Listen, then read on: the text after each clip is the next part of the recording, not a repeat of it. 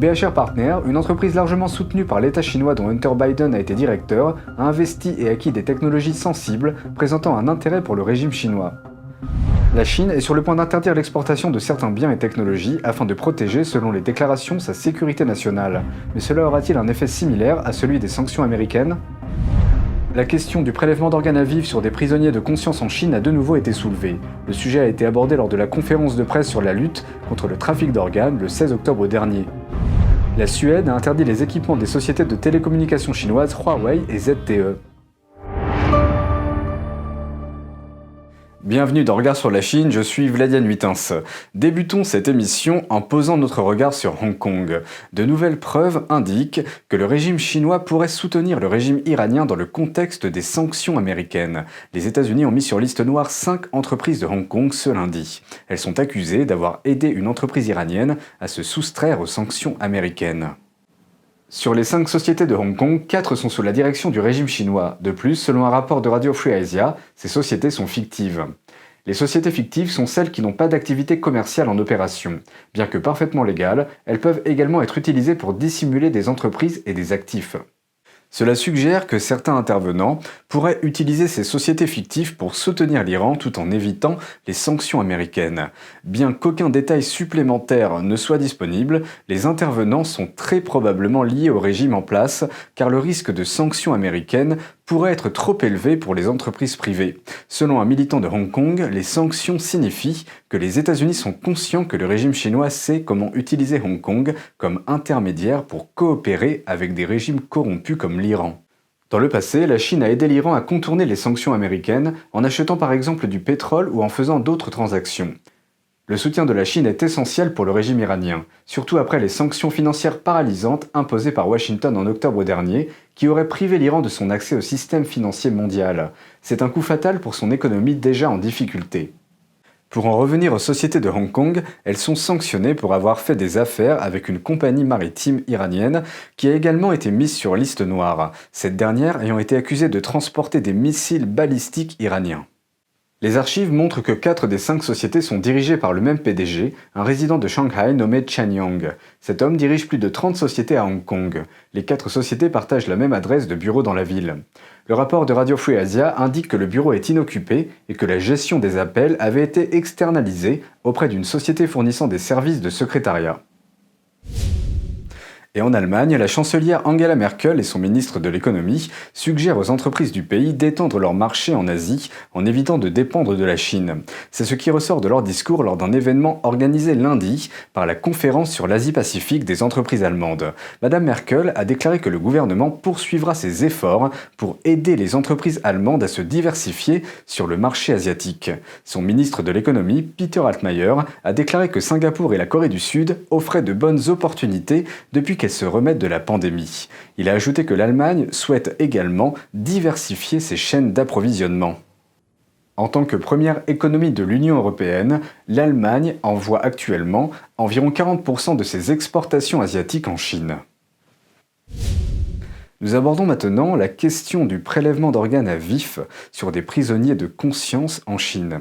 Le sujet a été abordé lors de la conférence de presse sur la lutte contre le trafic d'organes le 16 octobre dernier. Un journaliste a demandé si les États-Unis allaient prendre des mesures pour mettre fin aux 21 ans de persécution contre une discipline spirituelle, le Falun Gong, en Chine. Le secrétaire d'État américain Mike Pompeo et l'ambassadeur itinérant des États-Unis pour la liberté religieuse internationale, Sam Brownback, ont tous deux exprimé leur inquiétude sur cette affaire. Le secrétaire d'État adjoint américain, Robert Destro, a répondu qu'il ne pouvait pas imaginer une violation des droits de l'homme plus horrible que le vol du foie d'une personne. Et l'ambassadeur itinérant chargé de surveiller et de lutter contre le trafic d'êtres humains, John Richmond, a déclaré que, je cite, « l'ablation d'organes est l'une des formes d'exploitation visées par le protocole de Palerme, le protocole des Nations Unies contre le trafic d'êtres humains ». Le protocole de Palerme consiste à prévenir, réprimer et sanctionner les trafiquants d'êtres humains. Il s'agit de lutter contre le crime organisé transnational, c'est-à-dire qu'il s'étend au-delà des frontières nationales d'un pays. Destro et Richmond ont tous deux déclaré qu'ils continueront à recueillir des informations pertinentes et à demander à toute personne disposant d'informations de se manifester. Les allégations contre le régime chinois concernant les prélèvements forcés d'organes à vif sur des prisonniers de conscience sont apparues pour la première fois en 2006. Parmi ces prisonniers, il y a des pratiquants de Falun Gong, des musulmans ouïghours et d'autres prisonniers politiques. Le rapport s'appuie sur des témoins qui se déclarent de première main, ainsi que sur le résultat de l'enquête menée par l'ex-député canadien David Kilgour et l'avocat des droits de l'homme David Matas. Depuis lors, les rapports sur ces atrocités ont afflué. Un tribunal international à Londres a conclu que parmi les plus de 1,5 million de détenus dans les prisons chinoises, certains sont tués pour leurs organes. Selon le Centre de recherche sur le prélèvement d'organes en Chine, la Chine est plus performante que le reste du monde en matière de transplantation d'organes. Pourtant, les dons volontaires d'organes sont peu nombreux. Ils évoquent une décennie de recherche qui a mis en évidence le meurtre systématique de prisonniers d'opinion pour leurs organes. Nous nous tournons maintenant vers Huawei, la société de matériel de télécommunications chinoise. Les législateurs suédois ont interdit l'utilisation des équipements 5G de Huawei et de ZTE qui proviennent de Chine. Ils ont été informés par les services de sécurité du pays qui ont déclaré que la Chine représente, je cite, l'une des plus grandes menaces contre la Suède. Les législateurs suédois ont interdit mardi 20 l'utilisation des équipements de télécommunications de Huawei et ZTE dans le réseau 5G en provenance de Chine, un mois avant que le pays ne procède à la vente aux enchères de son réseau 5G. L'autorité suédoise des postes et des télécommunications, le PTS, a déclaré que cette décision faisait suite à des évaluations des forces armées et du service de sécurité suédois. Les gouvernements européens ont réexaminé le rôle des entreprises de télécommunications chinoises. Cette décision fait suite à une action similaire des États-Unis qui ont invoqué une menace potentielle pour la sécurité nationale.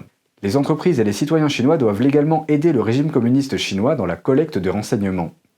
Le service de sécurité suédois a qualifié la Chine de, je cite, l'une des plus grandes menaces contre la Suède.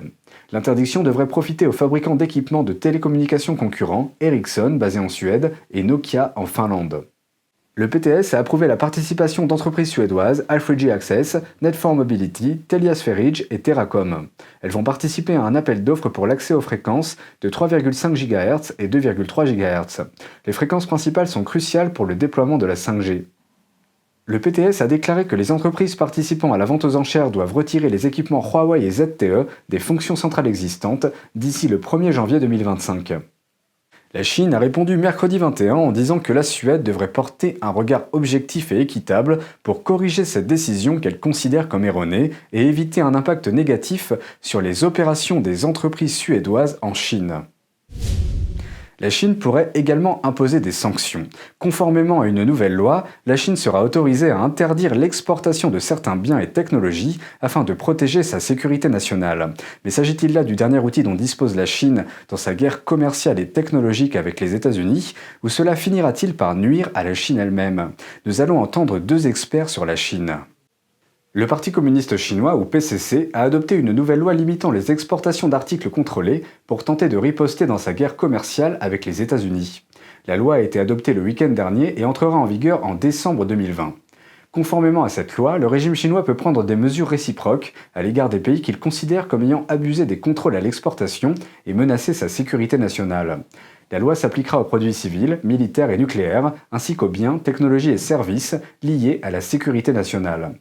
Ces derniers mois, les États-Unis ont bloqué des entreprises technologiques chinoises telles que le géant des télécommunications Huawei, l'application TikTok de ByteDance et l'application de messagerie WeChat de Tencent, en invoquant une menace pour la sécurité nationale. Liang Huimin, ancien directeur du ministère chinois des Finances, considère cette nouvelle loi chinoise comme un acte symbolique car aucun fonctionnaire américain ne cacherait son argent en Chine. Cela signifie que la Chine ne sera pas capable de sanctionner les propriétés des fonctionnaires américains. 很乐意把至亲至爱送到美帝这里来，一起腐朽没落，把钱藏在美帝这里，好像美帝这里的官员不会把钱藏到伟大祖国吧，所以只是姿态吧。 L'analyste des affaires chinoises Qing Peng pense que la nouvelle loi n'aura pas le même effet que les sanctions américaines, car toutes les technologies de pointe sont originaires des États-Unis ou de leurs alliés. 这些技术清单，它首先对 美国并没有构成根本的碾压性的优势，因为从源头上，这些技术的原创性呢，它来自于美国，硬件标准和对于核心的一些设备，它实际上是美国和它这个盟国所拥有的。Selon M. Chin, les sanctions financières de la Chine n'auraient pas autant d'effet que les sanctions américaines. 美国之所以能够实现对中国公司的制裁，它因为是美国具有全球所特有的金融管制武器，包括是我们叫 SWIFT， 它能够切断被制裁公司的美元交易，还可以形成二级制裁。Selon M. Chin, la nouvelle loi conduira les États-Unis à renforcer les restrictions sur les exportations de technologies vers la Chine. Cela va accélérer le découplage entre la Chine et les États-Unis. Il a déclaré que davantage d'entreprises de haute technologie et de filières d'approvisionnement pourraient quitter la Chine. Les meilleures universités américaines ont reçu des fonds de pays étrangers, dont la Chine, sans le signaler aux autorités. Les financements reçus s'élèvent à plus de 19 milliards de dollars et proviennent des universités telles que Stanford, Harvard et Yale. Dans un rapport publié mardi 20 par le ministère américain de l'Éducation, ou DOE, les principales universités américaines ont accepté des milliards de dollars de financement de la part de pays étrangers sans le divulguer au ministère. Ces fonds provenaient de pays comme la Chine et d'entreprises chinoises comme le géant des télécommunications Huawei. Des universités telles que Stanford, Harvard et Yale, entre autres, ont également accepté ces fonds. Ils ont reçu au total près de 20 milliards de dollars en cadeaux et contrats au cours des 6 dernières années, Harvard ayant reçu le plus de la Chine, soit plus de 100 millions de dollars.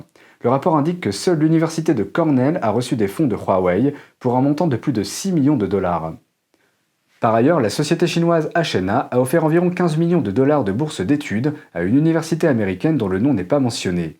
La société, qui opère notamment dans les secteurs de l'aviation et de l'immobilier, a été fondée par un responsable du Parti communiste chinois, ou PCC. Le président de la société a déclaré dans un discours prononcé en 2018 que HNA, je cite, « préservera consciemment l'autorité essentielle du Parti communiste avec le secrétaire général Xi Jinping comme pilier ». En 2018, une recherche menée par le Hoover Institute sur l'influence de la Chine a souligné que les entreprises chinoises ne peuvent se développer que si elles agissent en faveur du Parti communiste chinois. Et le rapport du ministère américain de l'Éducation affirme que des gouvernements hostiles ciblent les universités américaines pour voler la propriété intellectuelle et que la révélation des financements étrangers est cruciale. BHR Partners, un fonds d'investissement privé, a beaucoup fait parler de lui ces derniers temps. En effet, les affaires de Hunter Biden en Chine et en Ukraine ont fait l'objet d'un examen minutieux, son père étant candidat à la présidence américaine. Certaines de ces transactions sont décrites en détail dans des courriels récemment obtenus par le New York Post et dans un rapport du Sénat. Mais beaucoup avaient déjà été rapportés par les médias dans le passé. Investigation this morning into Joe Biden's son Hunter and questions about money he made from foreign business dealings while his father was vice president. Et les liens de Hunter avec BHR en font partie. Alors de quoi s'agit-il exactement et quel est le rôle de Hunter dans cette entreprise ? Hunter est resté directeur de BHR jusqu'à la fin de l'année dernière. Son avocat a affirmé qu'il n'avait pas reçu de compensation pour ce poste.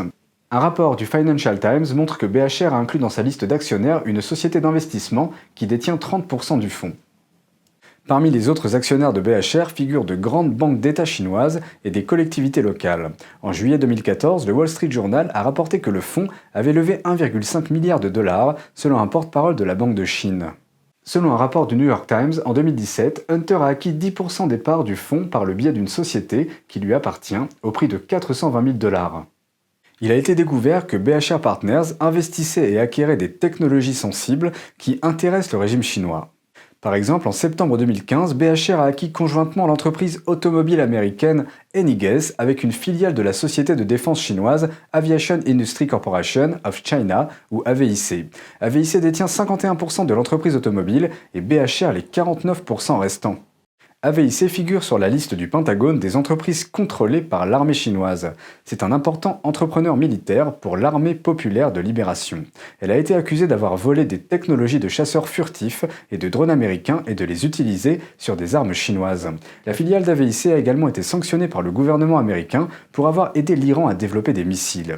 La société Henniges, qui a été achetée, est un des principaux producteurs de composants anti-vibration, une technologie à double usage qui peut être appliquée à des fins militaires. Le CFIUS, l'agence américaine chargée d'examiner les acquisitions étrangères impliquant des technologies sensibles, a approuvé l'opération en 2015. Selon une société chinoise spécialisée dans la recherche sur les investissements, BHR Partners a investi dans la société d'État China General Nuclear Power Corporation, ou CGN. La société d'État chinoise a déjà connu l'emprisonnement de son personnel aux États-Unis pour avoir illégalement recruté des experts nucléaires américains afin d'aider la Chine à développer ses programmes nucléaires. CGN est également répertorié par le Pentagone comme étant détenu ou contrôlé par l'armée chinoise. BHR a également investi dans la société chinoise de reconnaissance faciale et d'intelligence artificielle Megvii Technology. La société chinoise a été mise sur la liste noire par les États-Unis en octobre de l'année dernière pour avoir aidé le Parti communiste chinois à surveiller les populations ouïghours du Xinjiang, où l'on évalue à 1 million le nombre de Ouïghours détenus dans des camps d'internement. Lundi, le directeur du renseignement national a démystifié l'idée que l'ordinateur portable de Hunter Biden serait de la désinformation russe. Cela vient après que certains ont affirmé que l'ordinateur portable faisait partie d'une campagne de diffamation de la Russie.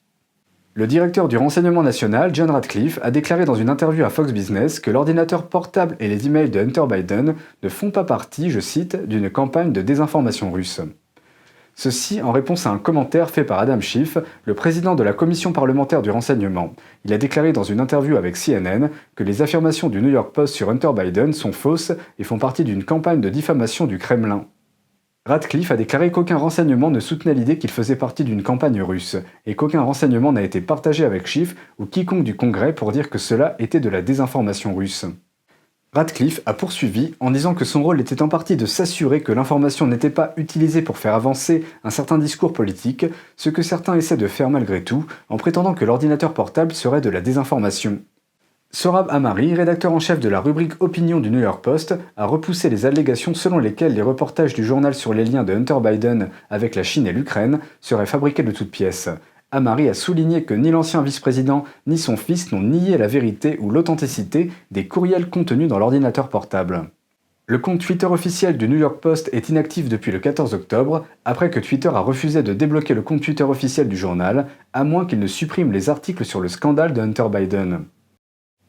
Selon le New York Post, un représentant de Twitter leur a dit dans un courriel que, je cite, « Bien que nous ayons mis à jour la politique, nous ne modifions pas l'application rétroactivement. Vous devrez toujours supprimer les tweets pour retrouver l'accès à votre compte. » Le 19 octobre, Rudy Giuliani a déclaré que d'autres informations sont en train de sortir sur la famille Biden et qu'encore plus d'argent serait impliqué. Regard sur la Chine, c'est fini pour aujourd'hui. Merci pour votre présence et votre soutien. N'hésitez pas à partager nos vidéos pour nous aider à diffuser une information non censurée sur la Chine et à défendre la liberté de la presse et les droits de l'homme. Très bonne soirée et à bientôt.